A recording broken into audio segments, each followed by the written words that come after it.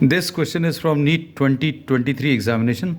Statement of the problem says 10 resistors, each of resistance R are connected in series to a battery of EMF E and negligible internal resistance. अब हम लोगों ने 10 resistances को series में combine किया है. So equivalent resistance in series is given by R1 plus R2 plus R3. ऐसा अभी हम लोगों को Rn तक. And in fact all these resistances R equal in values और ऐसे 10 रेजिस्टेंसेज हैं तो 10 टाइम्स ऐड करना है. So the equivalent resistance in series will be R plus R 10 times, तो ये 10 आर आ जाएगा. And the current in the circuit for series combination will be equal to E divided by R. E divided by R in series, तो ये E divided by 10 R आ जाएगा. अब उसके बाद इन्होंने क्या बोला, then those are connected in parallel to the same battery. अब इन्होंने क्या किया, सारे रेजिस्टेंसेस को पैरेलल में कनेक्ट किया. So 1 upon R P, the equivalent resistances in parallel will be equal to 1 upon R1 plus 1 upon R2. This is the formula which is to be used.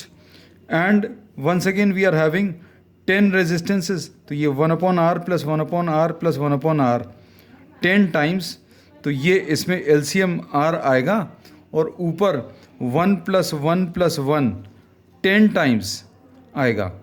तो ये 1 प्लस 1 आप 10 times जो add करेंगे तो 10 upon R आएगा. So the equivalent resistance in parallel taking the reciprocal will be R by 10. अब current in parallel will be equal to E divided by R in parallel, तो ये आ जाएगा E upon R by 10. तो ये आ जाएगा 10 E bye R. अब ये current पिछले करंट के कंपैरिजन में कितने टाइम्स है ये अभी हम लोगों को बताना है. तो अब ये सिंप्लीफाई करने के लिए this will be 10 into E into 10 upon 10 R.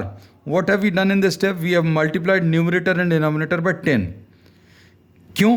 क्योंकि E अपॉन 10 R को अभी हम लोग IS लिख सकते हैं. E अपॉन 10 R को हम लोग IS लिख सकते हैं. So this will B 100 times what 100 times this is IS.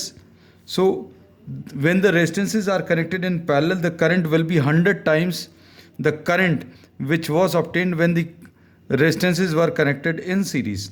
तो ये 100 times. So first option is the correct answer.